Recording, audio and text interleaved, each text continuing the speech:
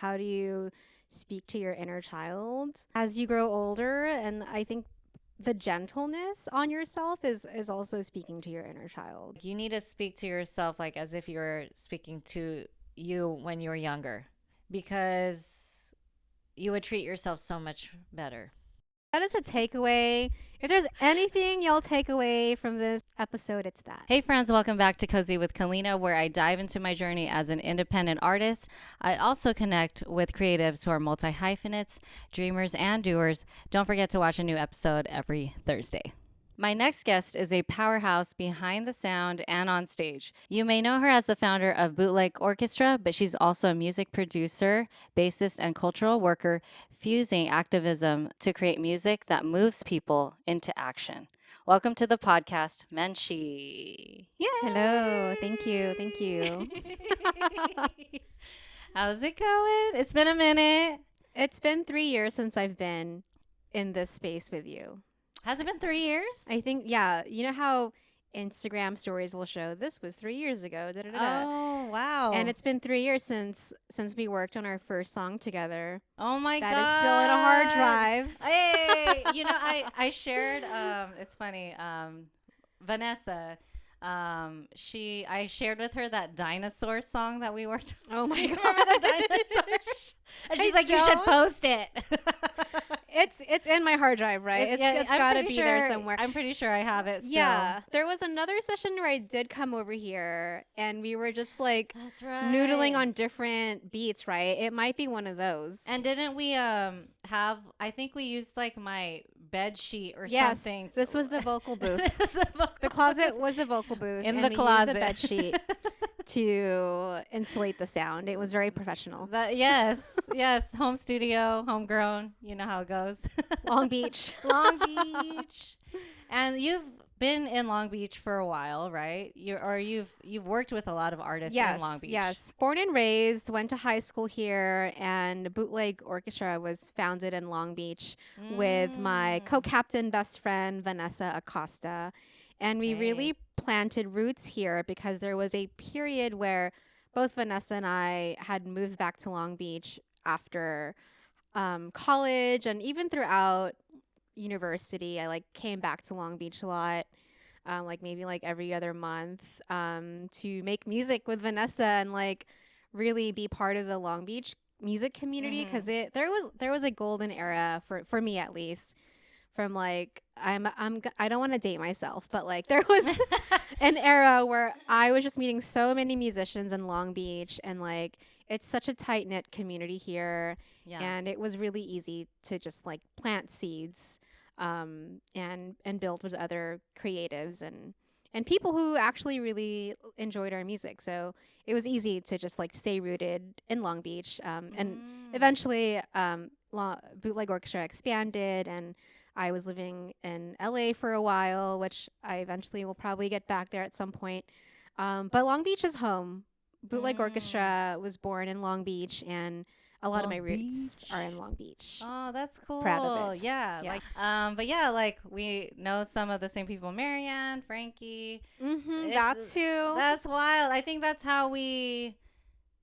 think that's where I met you. The first time was at the aquarium when you did the night dive, and I yeah. saw you guys. That was like such a cool place That to was really a perform. fun gig. And Jason Keem, who I know you just interviewed, booked us for that Yeah. gig. Oh, that's so So- cool. And that's the other great thing about Long Beach. I think a big reason why Bootleg Orchestra was able to grow here is because like it was a lot of our friends who were putting on these shows and like booking for different lineups. And so yeah, like Jason Keem booking us for that is an example of how our friends continue to put us I actually on. remember seeing his work like at the Mhm. beginning, like when you entered in, and then that was such a cool show. And then like just seeing all like so they performed or you guys performed like with all the fish Yeah. like in the background. It was so sick. Like so sick. There so was a bunch sick. of Nemos and Dories behind me. Yeah, and some whales up in there. No, there are no whales. Yeah. but- P. Shermans. yeah. That was so cool. And then I think like I saw Frankie there,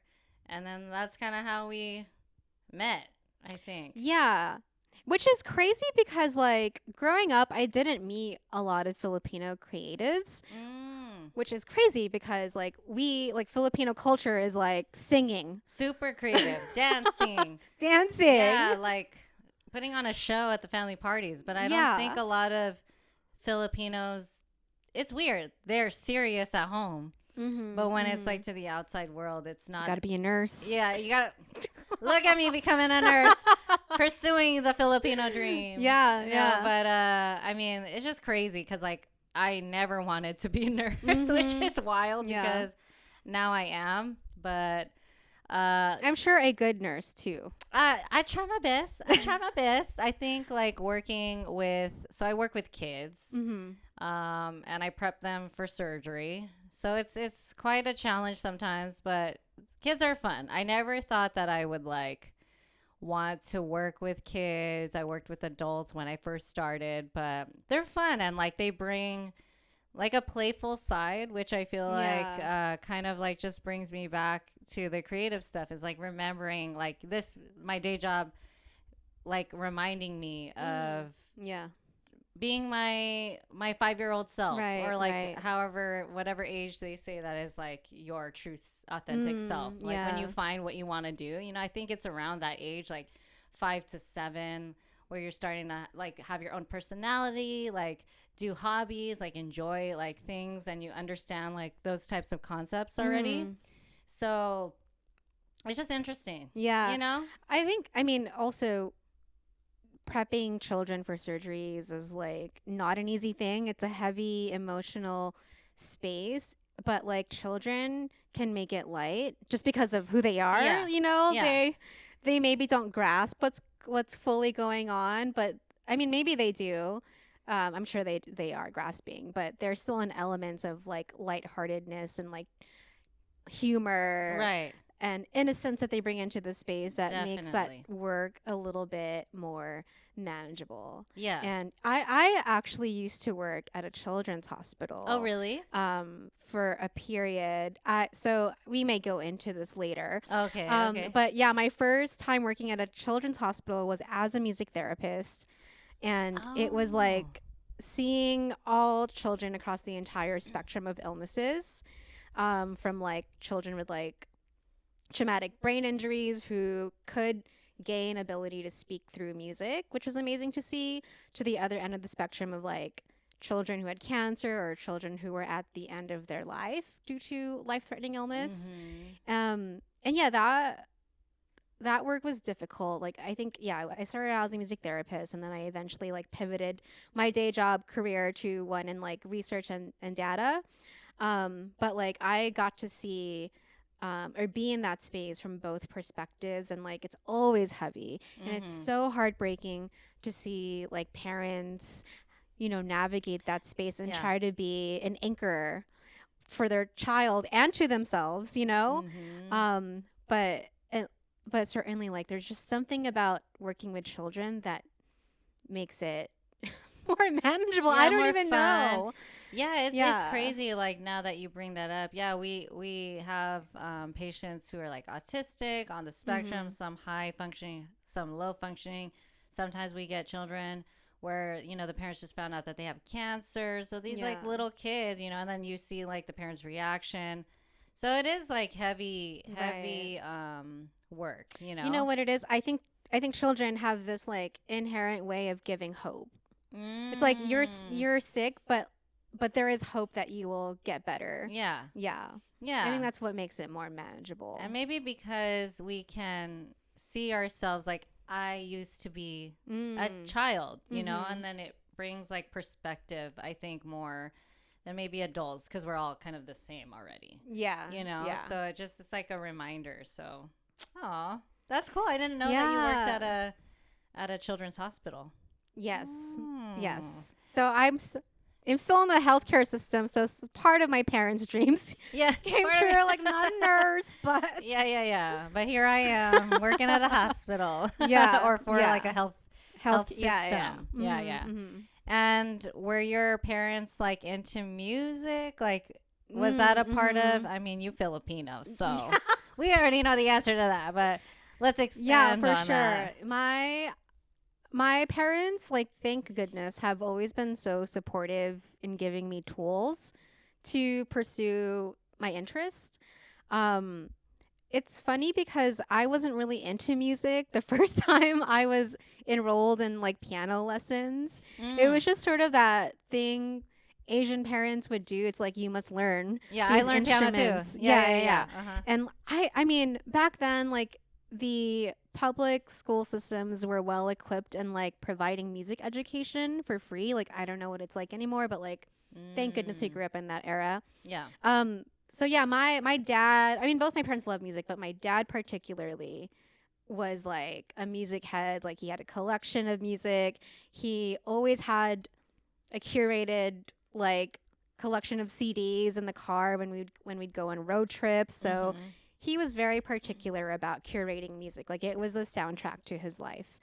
And like Oh. so his parents are musicians. They played jazz back in the Philippines, like Wow. in college. So they like instilled in me like music is important. Like you have to learn it. Mm. So yeah, I like was enrolled in lessons, and I think I was playing like piano, violin. I played Dang. clarinet for a little bit, but my asthma acted up, so so they're like, That "You're asthma going back attack. to violin." Them asthma attacks are not fun. Now you're like inhaler. Yeah.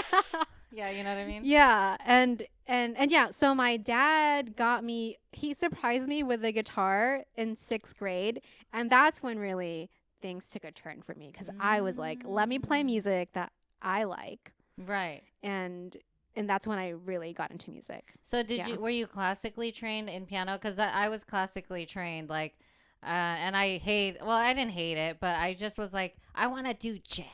I want to Yeah. do jazz and do something fun. But then I think now as I'm older, I like listen to it and I'm like, oh, this is like really beautiful. Like there's something about classical music that it's just like so different. Intense. It's intense. Yeah. And I'm like, dang, these people were It's like, metal. yeah, yeah, it really is. And just like I'm grateful now for that. All those years of piano. Yeah, same, Um, same.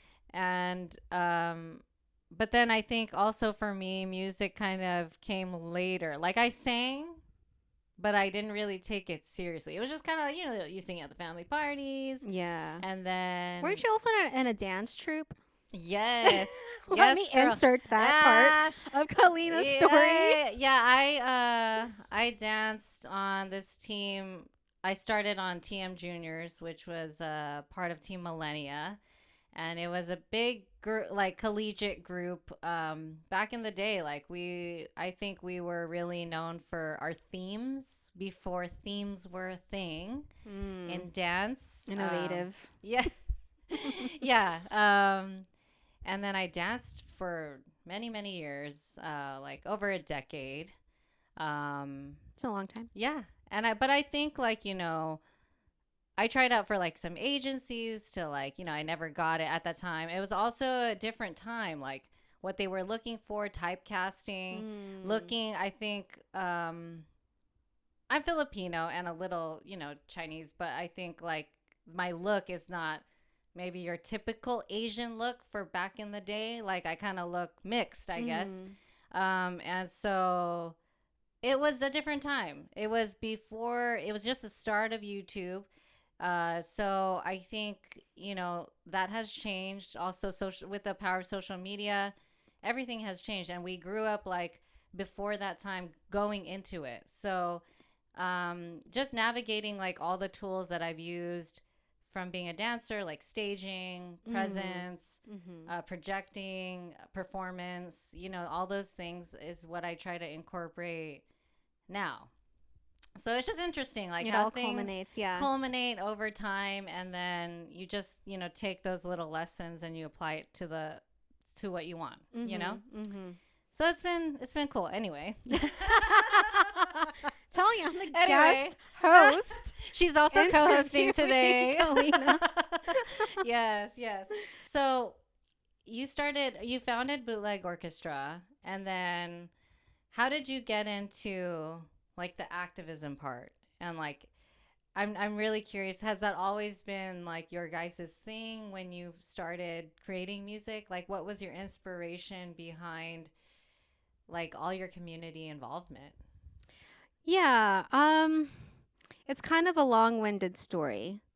Um, but the question essentially is like, how did activism become involved or like become a Yeah. fabric of my creative Yeah, process? like were you always this kind of person and then or were all of you collectively like that and you wanted to make music that like had a really big Yeah. message? Like how did that start? I think it happened quite naturally. I can't talk about this story without mentioning Vanessa, Mm. my co-captain.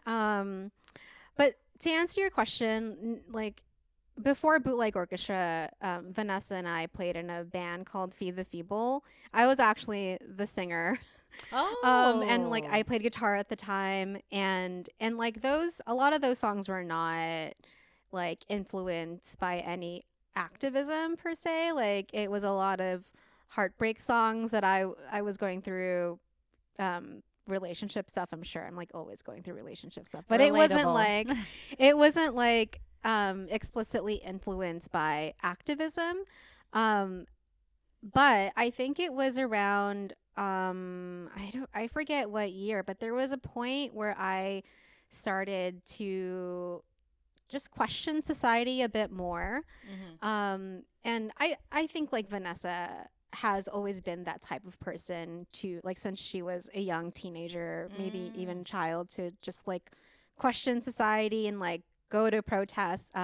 She has older siblings who sort of like influenced her in that way. And for me, a lot of my closest friends and my partner at the time was becoming more active and like, active in community organizing.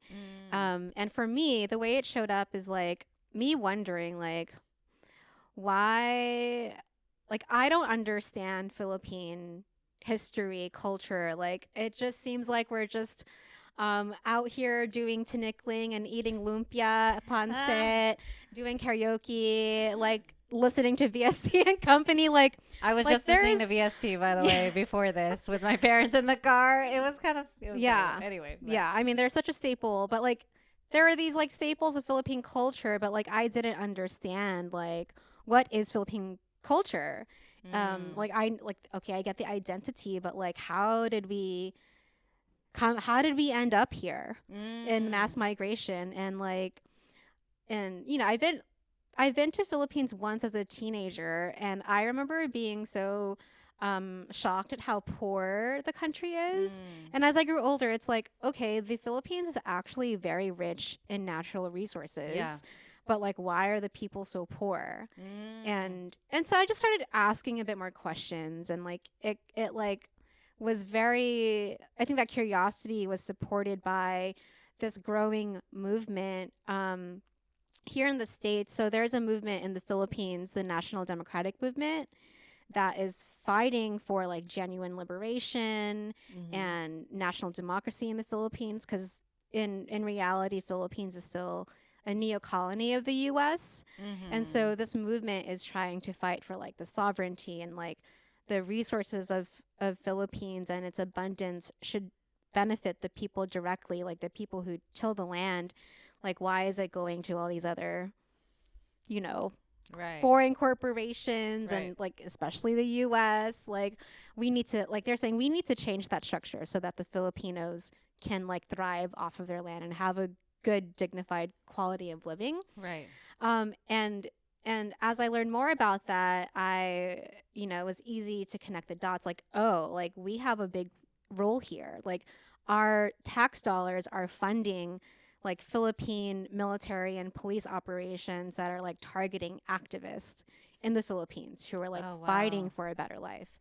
And like that, plus like learning about other nations liberation movements, I like entered the anti-imperialist space and like saw how important it is to build solidarity with other communities and their respective fights, you know?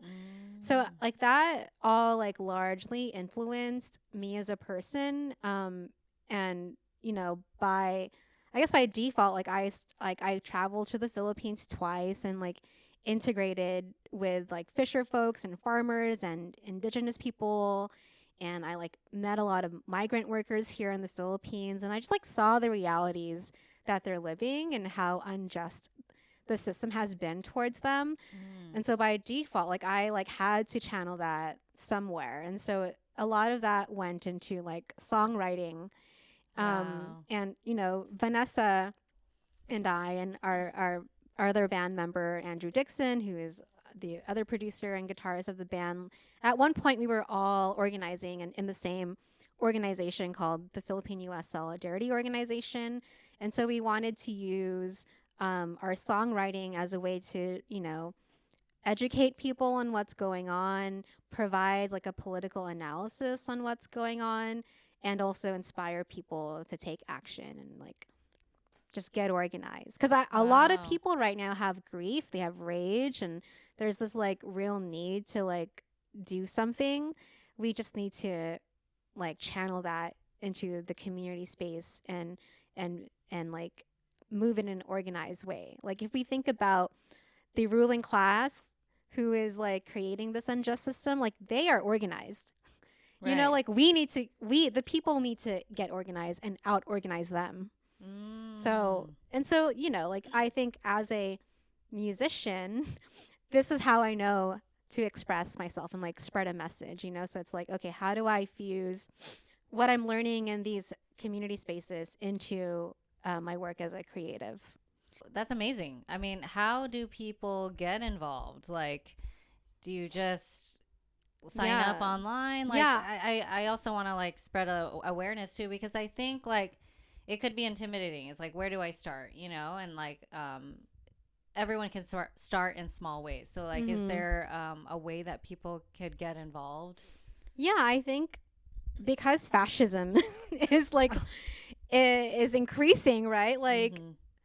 at the same time the people are like getting organized and like building organizations or like some sort of political power where people can resist and fight back. And like right now you can find an organization that speaks to like an issue you care about and like just hit them up and Yeah. like join. And it can start with small things, like small tasks, like it could start with just like you going to a meeting Mm-hmm. or a rally, like meeting other community members who um, are maybe taking a lead role in the organizing, or just like meeting other community members who are really direly affected by what's going on now. And like, you know, right now the hottest issue is like these ICE raids, and like there's this coalition, community self-defense coalition, that is like organizing different neighborhood-based units all throughout LA to basically patrol ICE. Mm. And if I shows up, people will show up and like try to defend Oh wow. that person they're targeting. I mean, it's an ongoing effort. So Yeah. there's outlets to get involved. And yeah. Wow, that's great.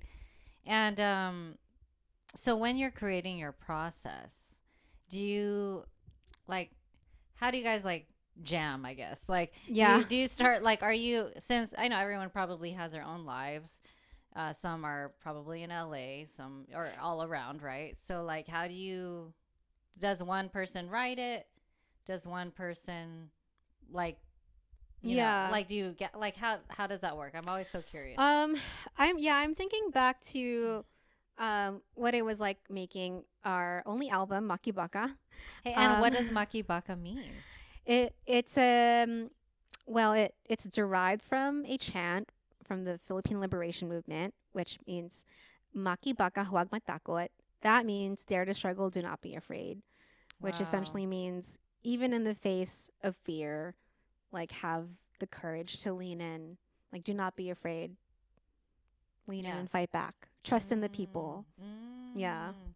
And then so when you were creating that album, like how did you work together? Yeah. It honestly took us a few different ways to find what worked for us. I think it usually started off with a jam. Okay. Um, Andrew and I, we make a lot of the beats, and so we would like create a folder and like drop in the beats that we like and maybe even don't like, and like we'll go over it as a band, and Vanessa will be like, I like that beat. Let's Mm-hmm. try to make that into a song. And it usually starts off with like finding a melody, just sort of jamming, not really thinking about the words. And then once we are able to like jam on a few songs for a bit, we'll decide like, okay, let's actually work on this song. Let's make it Mm. into a full-fledged song. And then that's when we try to write together as a band. And in terms of like what are we going to write about, I think it just happened naturally. Like organically. Yeah. Oh, that's good. Yeah. Polka is a mix of like political songs and heartbreak songs. So Yeah, we love a good heartbreak. Very relatable. I yeah. write about heartbreak all the time. Mhm. And that's cool. So yeah, because I interviewed also this artist. He's part of an Filipino-American a cappella group called the Philharmonic, Joe Kaigoy. Mhm. And he was saying like they usually will like, well, one person, their process is like some know how to write, or all of them know how to write basically and read like notes. So then they like come up with their own separate things and then kind of put it together. Like one will be like the bass line, or like the, Mhm. what do you call it? Like the beatboxer. I Yeah. forgot like the technical term, but like, yeah, they're essentially like the percussion or the Nice, drums. nice, And nice. then I guess everyone has their own process, like some are the singers, some are the writers, some are the um like composers, so Yeah, yeah. that's pretty cool. And I'm curious to know, because you have a background in, what is it, healthcare data analytics. Is this like a 9 to 5? Yeah, Can we yeah. talk about, just Let's go briefly, there. let's go there. How do you balance that 9 to 5 with being an artist? And like, do you feel like you ever intertwine the two or intersect the two with your music? And like sometimes, like, I don't know, like when I'm having a bad day at work, it kind of fuels my creative process. And then it's not like I'm necessarily talking about the patients or anything, but Mhm. like kind of like bringing that emotion maybe from work into my writing process or something like that. Do you ever experience that? I think I used to. I Mm. used so my current job, I'm doing more consulting now, so I'm Mm. not really meeting a lot of patients and families. And when I was, I definitely, brought that into my songwriting, because how can you not be impacted Right. by Right. people? But right now, my job is mostly looking at the laptop and having meetings with physicians and like other Oh. administrators Uh-huh. to, yeah. So I think right now it's been really challenging balancing things, if I'm being honest, Mm. and I'm Yeah. figuring it out. It was more manageable in when I was younger. Yeah.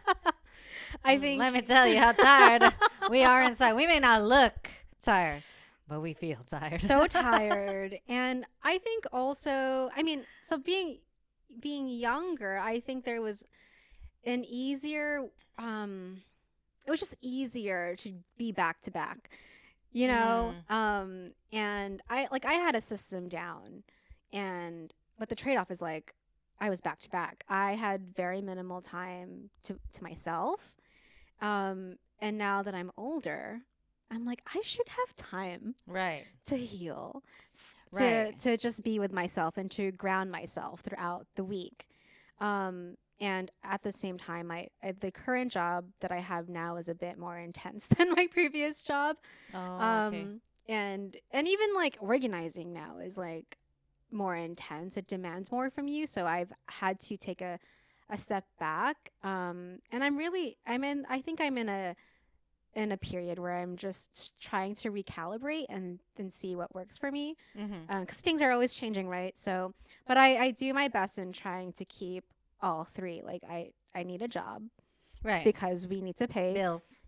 the cost of living in capitalism, Mm-hmm. and I can't live without music. I can't live without being in the community. Like I'm not gonna trade that, Right. you know. Right. So your question is what, like, how do I balance it? Yeah. Girl, I don't know. I'm about to watch all your podcast interviews before this and see what others are doing. I think, yeah, at this point in my life, I'm just trying to make space for, yeah, just like healing, and Mm. that forces you to take things a little bit slower. Because yeah, I was in the grind. Yeah. I was producing a lot of work. I was showing up a lot, um, in the community and for other people, and I think, yeah, now I'm just like, maybe I should just give myself a little bit more love and Yeah. It's gentleness. good. I mean, it takes a lot of energy, right? You want to like care for others and take care of your community, but then you also have to remember to like to take care of yourself. You Yes, know, exactly. to give yourself rest, which I feel like I don't give myself enough of. I am doing a lot as well, like, and trying to manage, full time, also being a nurse, and it's just a lot. But I think, Yeah, like, we don't have like easy day jobs. no, these are difficult jobs, people. Like, and then so what they don't tell you is like the job takes a lot of energy out of you Mhm. too. So like Yeah. to have the energy after work, you got to find it somewhere, whether it be through decompressing. I feel like I got to give myself a little time before I get back into the work because Yeah. I'll be doing work on my breaks. Mm. Like, I don't think, everyone knows that. My coworkers do. I'm like always on my computer.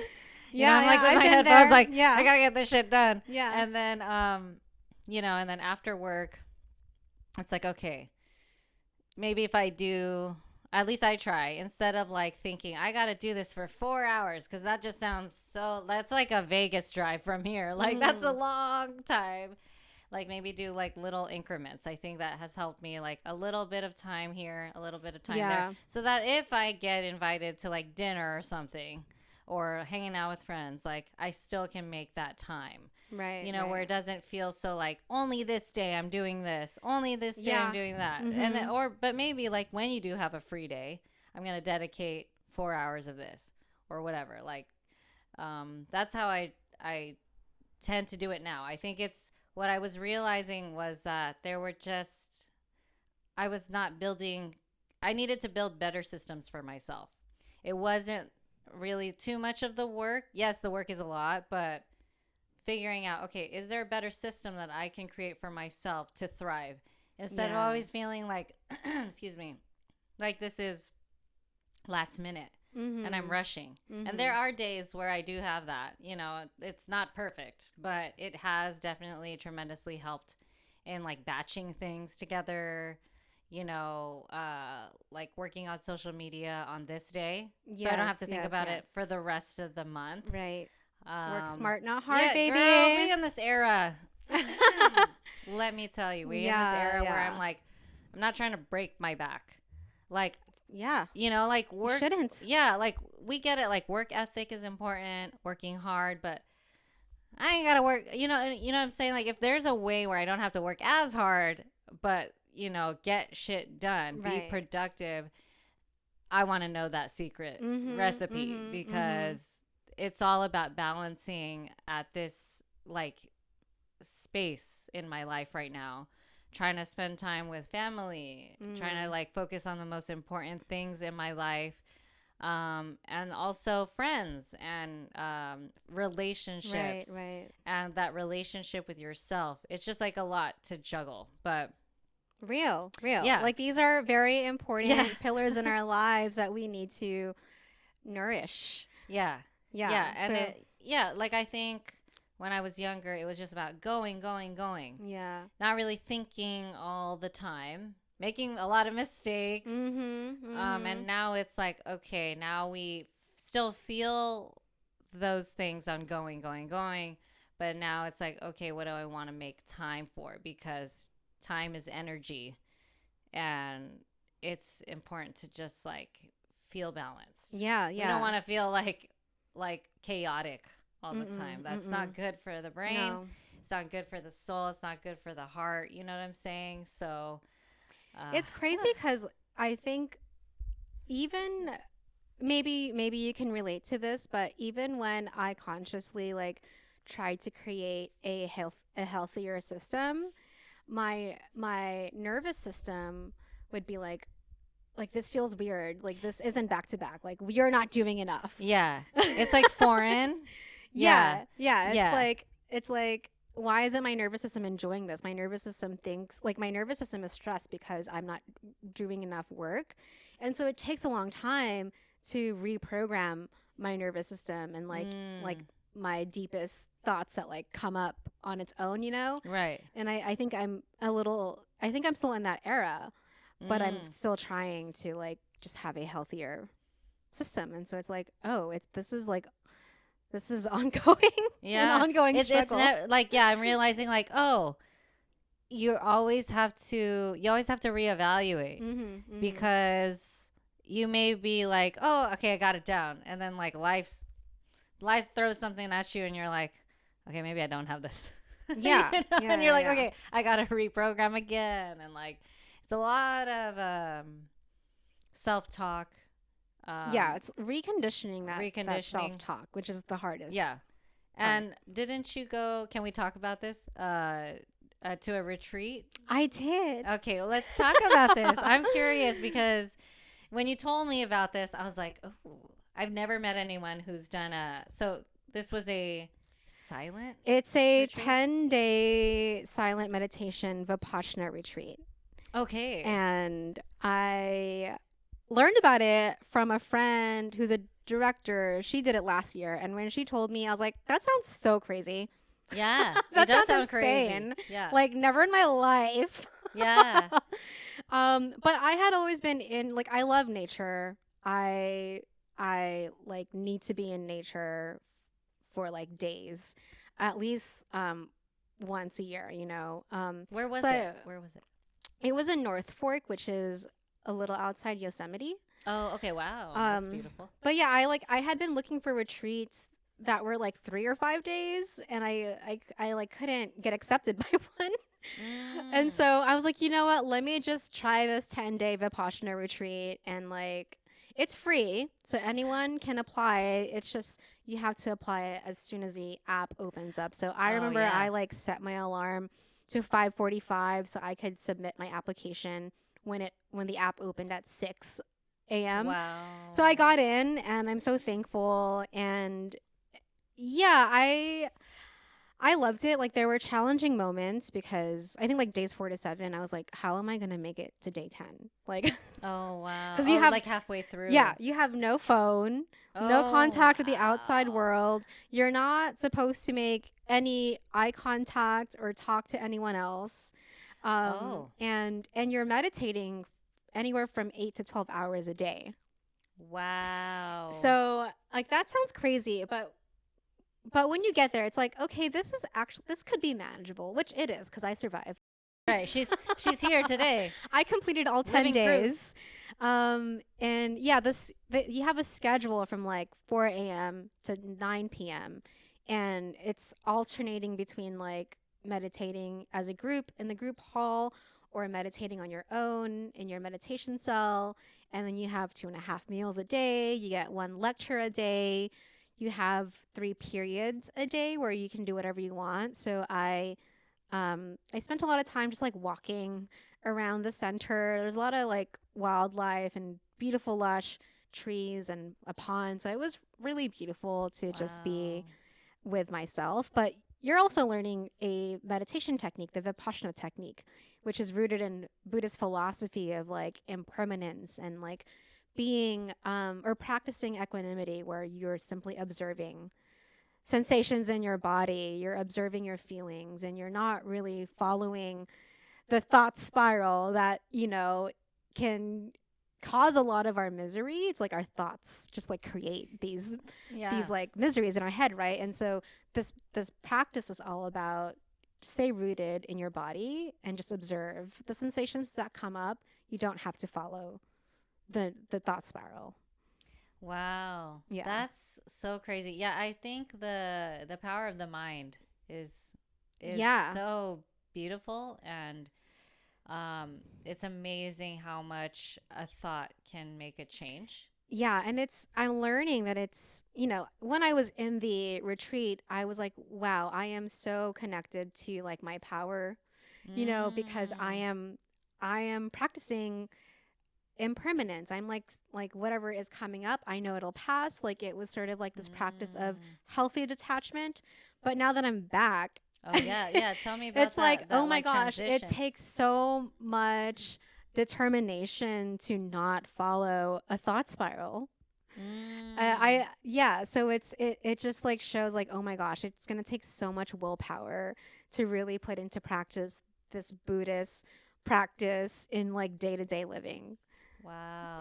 Yeah, it's Yeah, hard. because you're secluded essentially, right? So Hmm. it is nice because like there's no distractions. But then now when you're like you have all the distractions back, Social social media. media, like it, yeah, I mean, I can definitely see why it takes a toll on people, like why people are clinically depressed, Hmm. because it's also kind of strange because it's like this kind of fantasy world too. Like it's an online world. It's not in person. And I think just it's just different, you know? Yeah, it's a Like lot of it's a noise. lot of noise, and trying to get ourselves out of that is like trying to remember consistently that we're going to be okay, Yeah, you know? remembering our voice, our power, but yeah, it's I think tomorrow will be 2 weeks since I've been back. Oh, two And weeks. Okay. yeah, Wow. yeah. So once you're done with the retreat, the recommended practice is to meditate 1 hour in the morning and 1 hour in the evening. But so far, I've been only doing 45 minutes in the morning. That's still good. Hey, that's It's better than nothing for even if it sure. was 1 minute, you know, like honestly, you did it. Yeah, Like that's true. it's Yes. about showing up for yourself. Um, I read this book called oh my God, what is it? The Habits book. Um, Atomic Atomic Habits. habits. Yes, yes, it's there on the shelf right there. So I was like, oh, that's the one, Atomic Habits.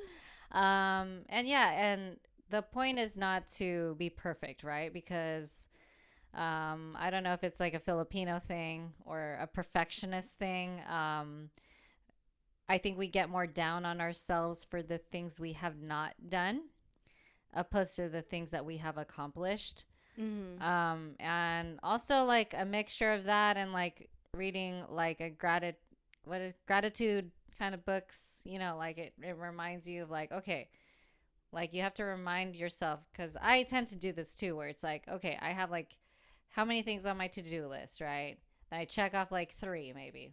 Let's say the list is always endless, but like let's say it Mm-hmm. was 10 and you did three of them, and you're like, damn, I didn't do the seven other things. And that's Mm. like the focus, opposed to like, Yeah. I'm glad I did these three things.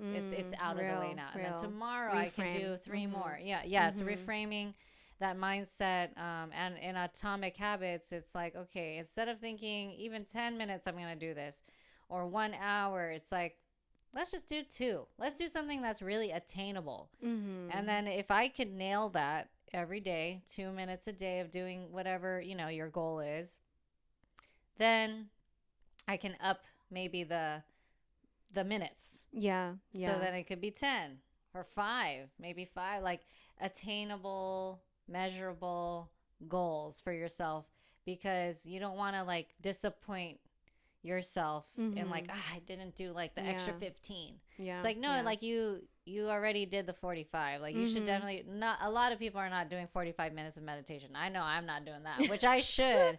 But I do have like affirmations, like an That's good. yeah, That's like powerful. yeah, I paid for Yeah. like this affirmation app that my friend recommended. Shout out Fati if you're watching this. Um, which reminds me, like at work, because work can be super hectic. Um, and then I'll have some downtime sometimes, but you can set how many times a day you want it to remind you of an affirmation, and then you can like set what kind of affirmation. Like, do you want it to be with like love and relationships? Do you want it to be about like anxiety? Do you want it to be about blah blah blah? So it's definitely tailored to it's definitely tailored to what you want to accomplish for that day.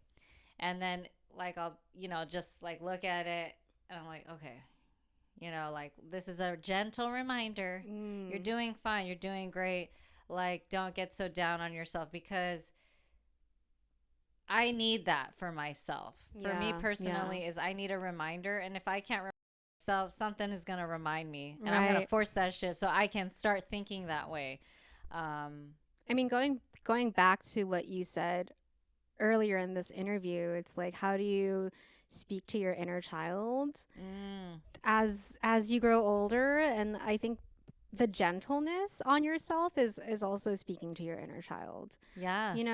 Yeah, because you wouldn't want a child to be like, if you see a child, right, and they make a mistake. Let's say they take a dance class, right?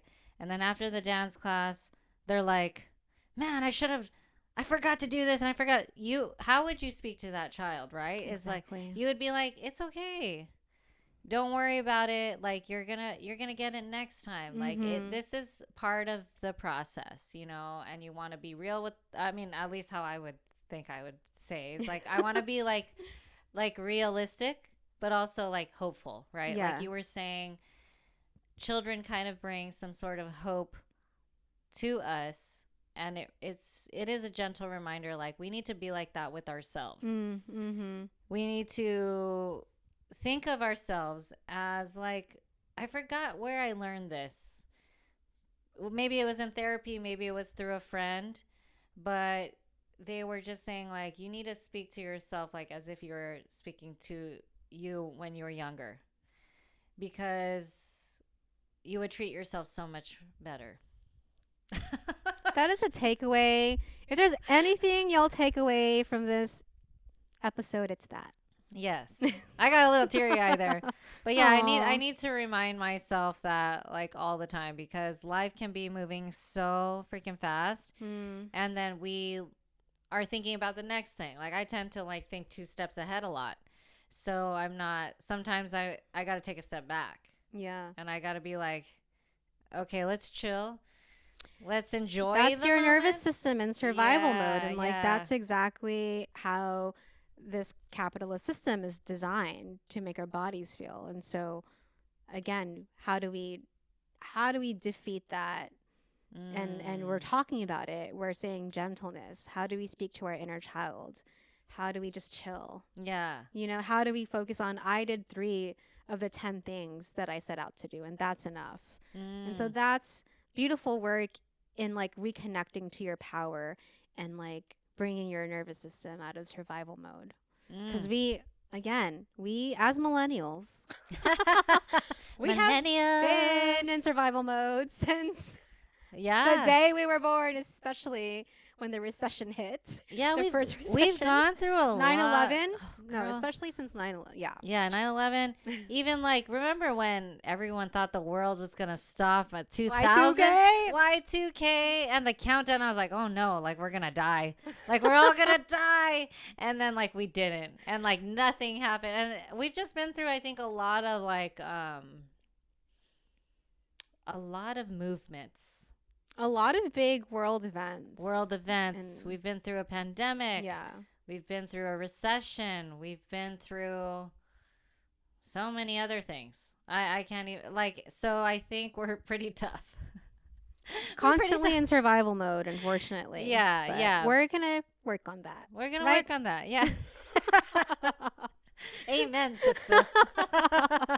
This is Sunday service coming to you. Yes. All right, so let's talk about some of your projects. What was the inspiration of your documentary Reach Out, and what did it teach you about collaboration and purpose in art? Girl, what?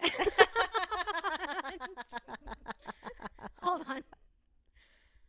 Let me think about that. Okay, okay. No, so I'm sorry, Reach Out. Yeah, what was Reach Out about?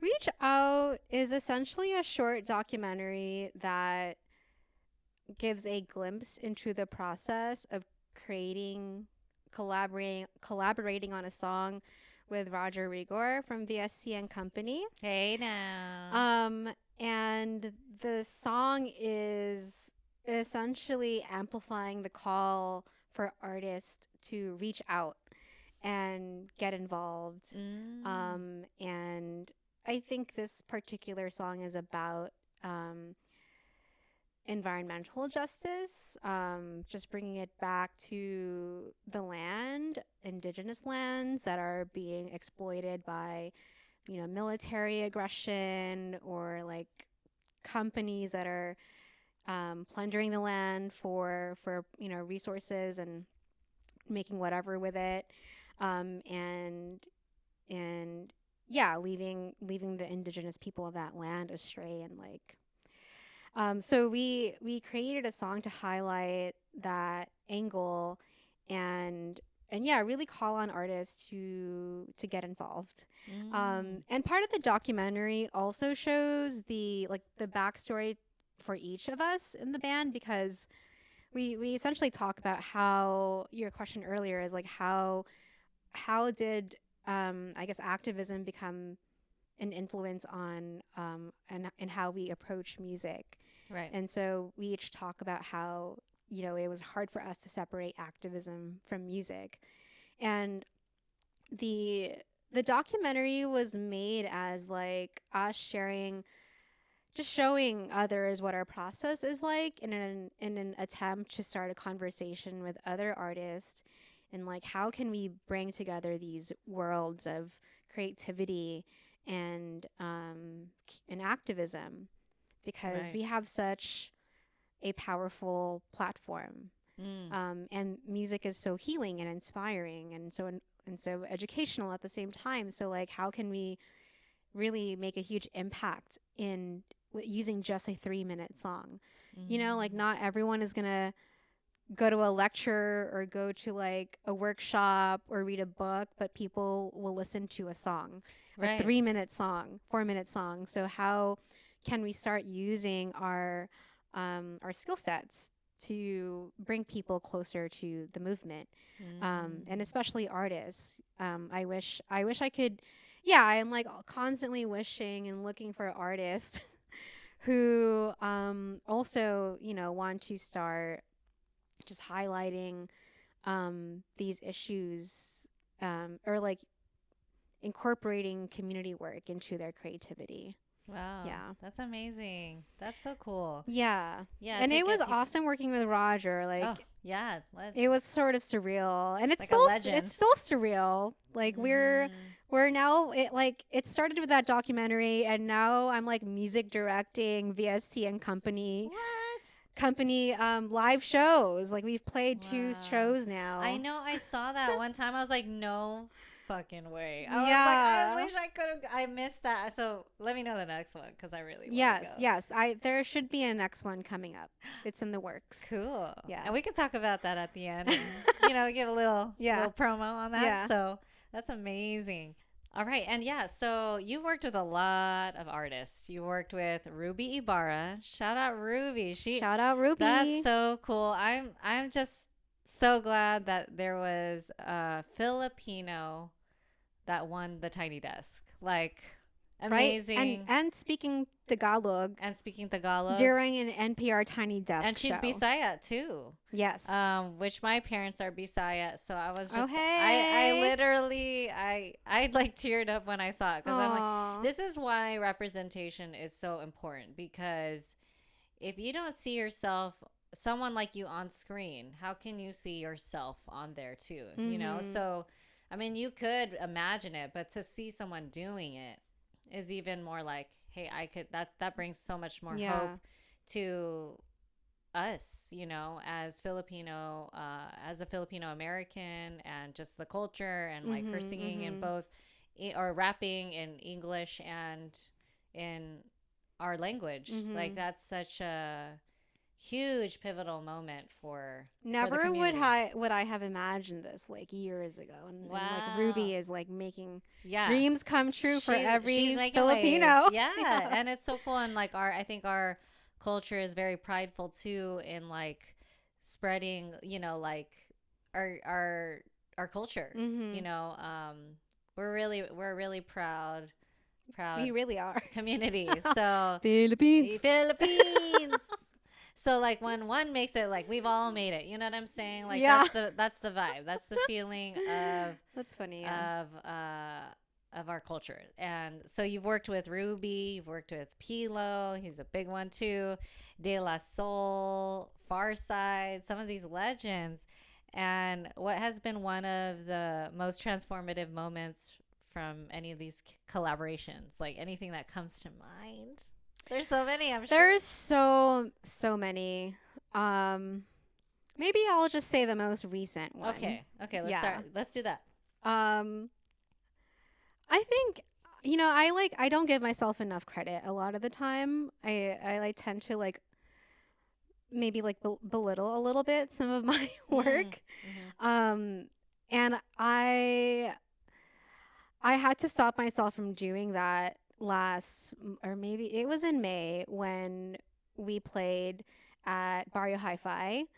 Oh, uh-huh. Bootleg Orchestra was the basically the band for VST and Company, and I was music Wow. directing it. And Pilo put us on, and he was part of our set for a little bit. But I it saw was that. really surreal. Just I don't know how many people were there. I know that there were at least 20,000 in Woo! attendance for that entire festival. I'm not sure how many people were there for our set, but I could not see the end of the street. Um, Wow. and it was just so surreal because I am just like, oh my god, like I used to listen to VST and Company as a kid. Like my dad Yep. is like was constantly playing that greatest hits CD, Yeah. and like everybody knows VST and Yeah. Company.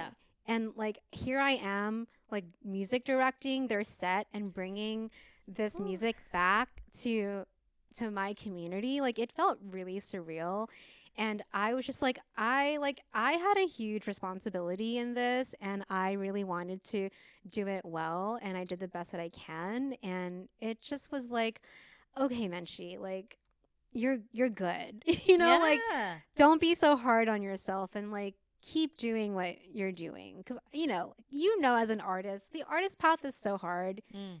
You're constantly doubting yourself, right? Yeah. And so these moments of like, okay, I'm feeling really affirmed by the universe right Yeah. now, and I'm going to keep going. And it's amazing that like these people, like tens of thousands of people, are here to listen to something that I had a hand in. And like Right. obviously like Roger and his brother Spanky Rigor, like they created this music that is so much bigger than them, and Mm. it's like a a semblance of like Filipino joy. You're and right. and like I'm so happy that I could be part of that and bring that back. And yeah, and just like never would I have imagined this. And like, whenever Roger is in town, my family hosts him. He stays with my What? parents, No and like way. my dad and him are homies. It's That's so so crazy. cool. Wow. Yeah, I mean that's such a we love a good full circle moment, Mhm. and Mhm. just, something that you were listening to as a child, now you're like involved in as an adult, and that's just so beautiful. I mean, Yeah. wow. Amazing Wow. big I ups know. to you.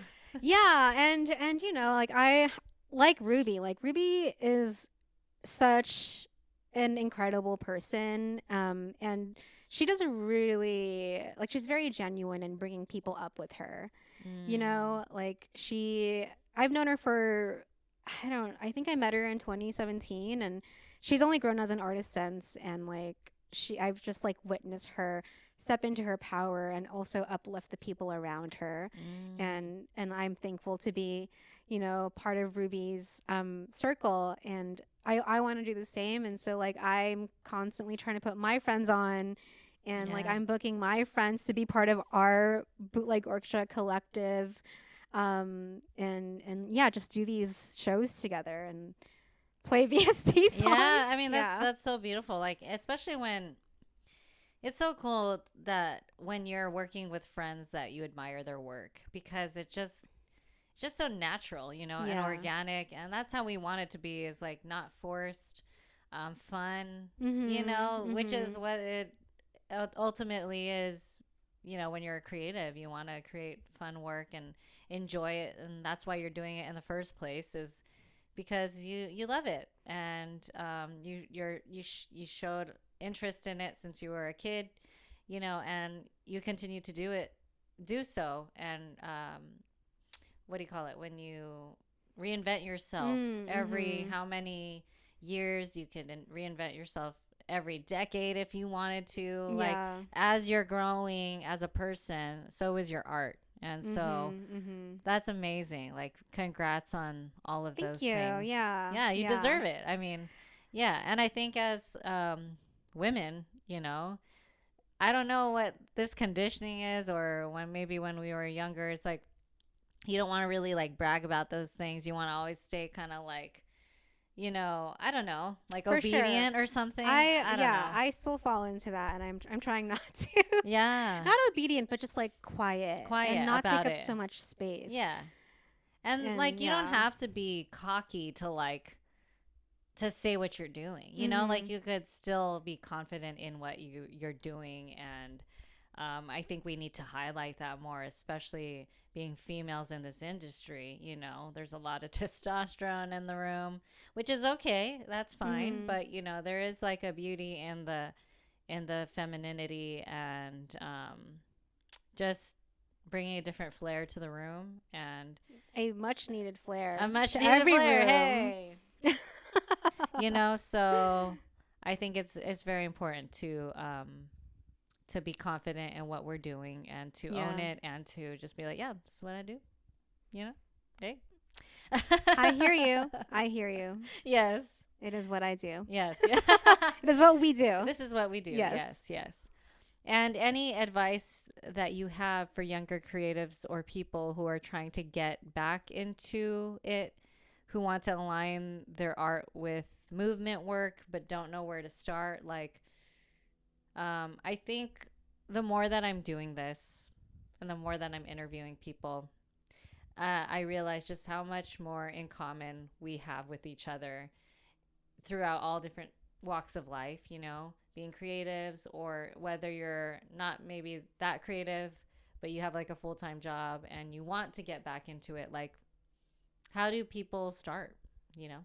Back into creative work. Yeah, like, or like what maybe motivates you because you juggle all these things to continue going. Yeah. Um I mean, I can say start small. Mm, Like take small steps. yeah. Um but I think it will need more than that also. Mm, um it's like one like this is like so much easier said than done. right. Like believe in yourself, believe in your power, Mm, believe that you have a right to express what you need to express and share your message, mm, and remember that it's not just about you. Like whatever you say or put out there could really have a positive impact on others. So just like remembering the bigger picture, which at the same time can be a little intimidating. yeah, totally. Yeah. But I would also say like another big one is find your people. Mm, Um, I have been so lucky and grateful to have people around me who are constantly encouraging me to keep doing what I'm doing. And also, I'm so lucky to know other creatives and just like seeing them continuing the path because it's all affirmations to like, okay, let me just keep going, right. even when it feels scary. Mm, Um, these people, like your people, will give you courage. So mm. find your people, and start with small steps. And That's great. yeah, That's great advice. Yeah, I think when you have a support system, it definitely helps, opposed to none, you know? And even if it's just one, you exactly. don't Yeah. need like 10 people to support you. It only takes that one voice to kind of be like gentle with you, not like you're doing it wrong. You know Yeah. what I mean? Like, keep on going, words of encouragement. And I think we're now in a time where we are okay with being vulnerable and sharing that information. There's just so much out there now that you can find. Everyone can have a group. Mm-hmm. There's tons of people who experience the same things as you and us, and finding your community or finding support. It doesn't have to be a friend. It could even, if you don't even have friends, there's an online, I'm sure, forum, Yeah. Reddit. You know what I'm Yeah. saying? There's a Yeah. ton of like things that you can try if you're struggling with trying to find your people. Right. That's it. What's one of the beauties of the internet? Just Yeah, being right. able to There reach are out. beauties Yeah. of the internet. It's not Mm-hmm. all Doom and depressing. gloom. Yeah. Yeah, so that's great advice, and appreciate you being on here. I'm gonna do some rapid fire questions. Oh no. They're Okay. they're not hard. It's okay. It's okay. You'll be fine. You'll be fine. Let's get it. Okay. What was the last song you had on repeat? I don't know what song it is, but it is an album by Yaya Bay. It's Yaya Bay's latest album. That whole album is on repeat. Oh, okay. Yes. Okay, check that out, y'all. And okay, bass line or beat when you're producing? Mm. I think beats. Well, Oh. can I say neither? Oh yeah, yeah. You can. How do you start? I usually start with chords, but I'm Ah. at a point where I'm like I need to change it up because now my shit's starting to sound the same. So I'm Ah. so I think I right now it's just starting with like chordal instruments, but it would be good to shake it up. Like so, like chords meaning like on like a keyboard Keys, or yeah, keys. yeah, Okay. Oh, that's cool. keys or guitar, yeah. Ah, yeah. I know some people start with like drums first, and I feel like I always add. Well, I'm still learning a lot of like production myself, which I really want to like get more into. I think like in the next era of my Mm. artistry is like Mhm. getting more behind like the music too, like the production, and like just learning that it doesn't have to necessarily mean like I'm gonna put it out, but like at least starting to Practicing, yeah, practice and yeah. like work on the craft. But yeah, we'll see where that goes. It'll go somewhere. Yeah, it'll go You're somewhere. starting your journey. Starting the journey all over again. So yeah. All right. Dream artist to collaborate with, living or past? Kendrick Lamar. Hey, that's a good one. She knew already right away. He's like the greatest artist of our lifetime, I think. Yeah, everything, the message, and just the music, the people he's collaborated with too. He's just yeah, he's a true artist, I think. Yeah. Yeah, He's definitely. very rooted in the people's Mm-hmm. stories also. And he's entertaining. Yeah, With and the whole he like does it. Drake Yeah, Kendrick feud. right. I know that Like, that was insane. I don't pay attention to hip hop drama, but I was paying attention to that one. That was a big one, and it went on for a while. Yes. So Yes. the people can decide which side they want to be on, but There's only one answer. there's only one answer. I'm just Exactly. kidding. But okay. And lastly, if you weren't doing music or data, what do you think you'd be doing? I think I would probably choose another difficult path. She's a go-getter, y'all. I think I would I mean, through the process of producing our short documentary Reach Out, I've just like become more of a student of film and documentary, and Mm. I think it's a really powerful medium. So maybe film, Oh, yeah, I could maybe definitely film. see that. Yeah. I mean, you've already tapped into it, and you could probably do more. I'm really excited to see all the upcoming projects that you're gonna do in your life. Me too. Me too. We are just getting started. We're just getting We're started. still babies. So we're gonna Yeah. look back at this one day and be like, oh my god, Babies. We did it. Yeah. So thank you so much for being on this podcast. I'm so glad we got to Aw. reconnect. Anything you'd like to promote that's coming up? Bootleg Orchestra is playing a show on July 28th at the Queen Mary as part of the California Renters Power Assembly, which is a state assembly all focused on how to create more affordable housing Wow, that's and tenants' rights. amazing. Yes. And I also want to do a quick plug on some community organizations that are doing important work. I want to shout out the Community Self Defense Coalition, who is doing coordinated work across LA against these ICE raids.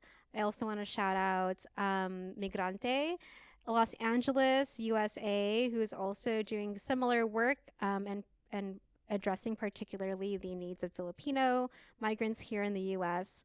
And lastly, Palestinian Youth Movement, who is still continuing to do the important work of, advocating for the Palestinians' right to live and right to their land. And the end. I'll just stop there. I don't know who your Beautiful. viewers are. Yeah, no, it's okay. Nicely put. And where can people find you on socials? At Beats by Mench, at Bootleg Orchestra on Instagram, because I'm a millennial. I'm only a consumer on TikTok. Yes. Yeah, I'm still trying to figure out the TikTok, The TikTok. the tiki-talky talk. So thank you so much for being on the podcast. So lovely to have Thank you on. And I feel like you.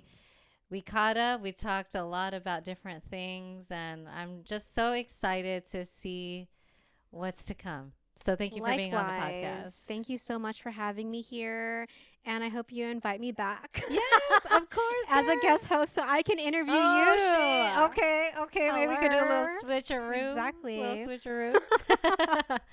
Thank you guys for watching this last episode. Don't forget to like, subscribe, and hit that notification bell. And I will see you on the next episode of Cozy with Calinnah.